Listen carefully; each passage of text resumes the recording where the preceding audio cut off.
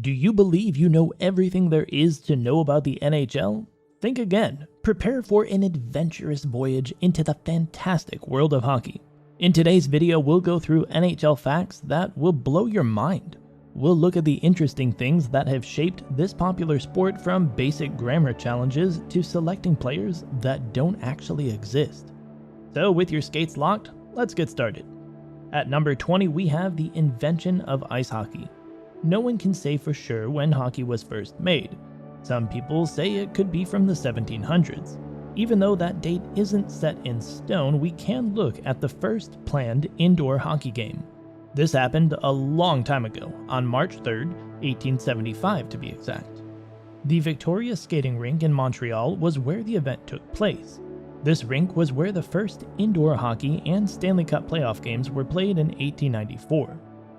Number 19. Stanley Cup's existence. The NHL has been around for less time than the Stanley Cup. The Stanley Cup was made in 1893 and the NHL was founded in 1917. If you do some quick math, you'll see a gap of 24 years. Lord Stanley of Preston, who was the Governor General of Canada, gave the prize, which is why it is called the Stanley Cup, which was only 7 inches tall at the time. At number 18, we have Stanley Cup Mistakes. Speaking of the Stanley Cup and grammar, it has had a lot of misspelt names of people and teams, and sometimes these mistakes weren't even fixed. Some mistakes are easy to figure out, like moving the T and the S in Christopher Stieg. Some are careless, like writing Ted Kennedy with 2 Y's. Once, Maple Leafs was written as Maple Lees. This might have been because the carver struggled because Leafs isn't a real word. But the strangest one is that in 1972, they spelled Boston B-Q-S-T-Q-N, which makes no sense at all. Maybe the person who carved the names hated the Bruins very much and used this as a chance to get back at them. Well, we may never know. Number 17, we have fans for goalies.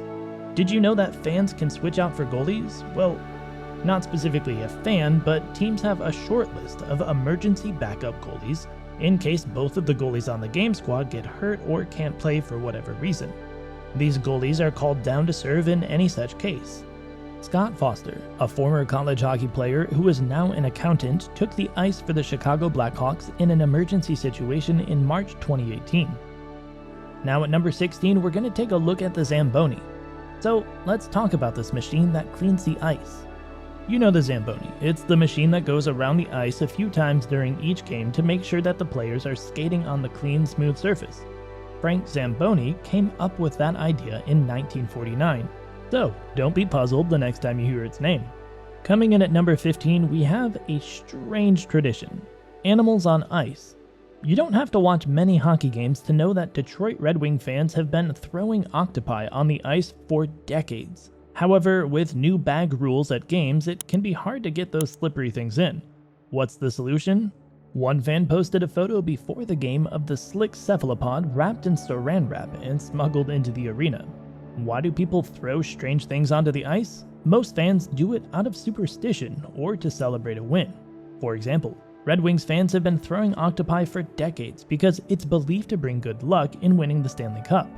Florida Panthers fans throw rats because Scott Mellenby is said to have killed a rat with the hockey stick and scored 2 goals that night. Number 14, Manon Rhéaume. Manon Rhéaume, who played goalie, was the first and only woman to play hockey in the NHL. She tried out for the Tampa Bay Lightning and was hired as a free agent. The St. Louis Blues were her first opponent in the practice game, and she only played 1 period, and 2 goals were scored on her. Her only other NHL game was against the Boston Bruins in a second practice game. At number 13, we have the first $1 million deal. In 1971, Bobby Orr signed the first $1 million deal. The Boston Bruins gave him a 5-year contract that paid him $200,000 each year.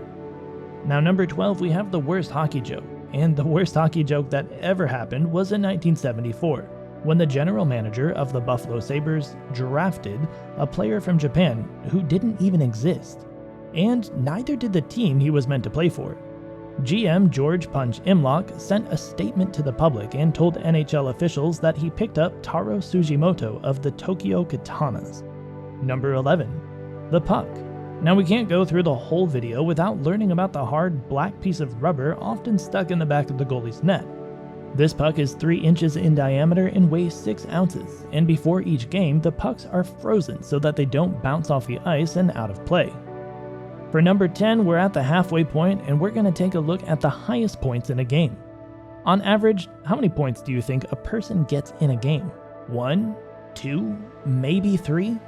Almost no one goes more than 1 or 2 per game, yet on February 6, 1976, Darryl Sittler of the Toronto Maple Leafs scored 10 points and helped his team beat the Boston Bruins. He scored 5 goals and even assisted in 5 more.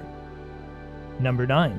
The first player to hit a score of more than 100 points in a season. Speaking of getting a ton of points, Phil Esposito of the Boston Bruins was the first player in NHL history to get more than 100 points in a season. This happened in 1969. He scored 49 goals and had 77 assists in 74 games, giving him 126 points. Coming in at number 8, we have the dropping of the puck. In 1914, there was another change to the rules of hockey.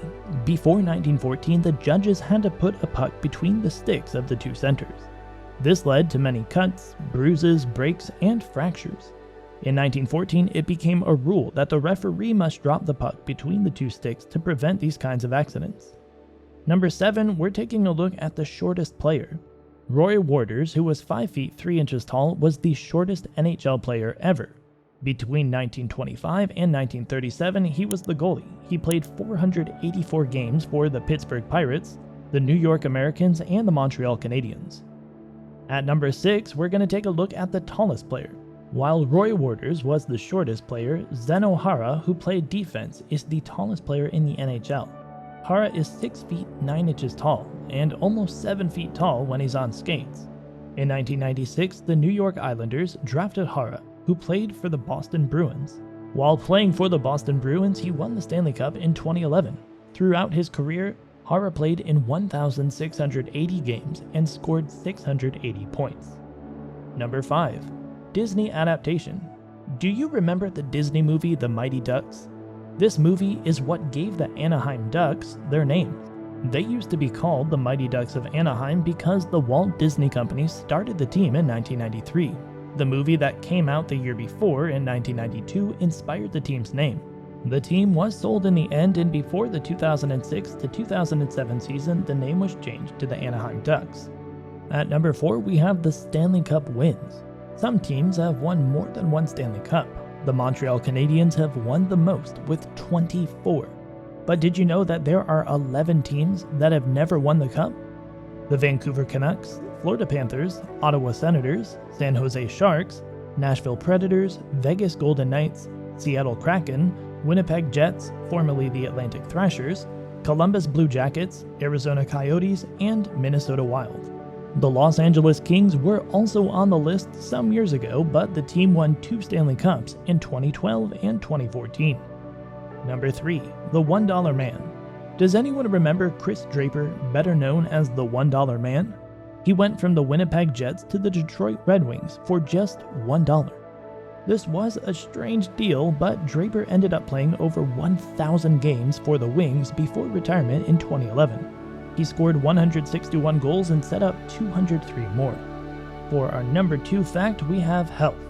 It's quite important for NHL players to stay hydrated and full during a tough game, which is why they eat a lot of protein and fluids before the games, with them on the bench and in the changing room. Did you know that a hockey player can lose between 5 and 10 pounds during a game? Though most of this weight is water weight. And finally, at number 1, we have a dead animal on the ice. Anything can happen on the ice, and animal deaths are no exception. Only the Buffalo Sabres have killed a live animal during a hockey game. During a game in 1974, the team killed a bat. So which one of these facts is your favorite one about the NHL? And what other facts do you know of?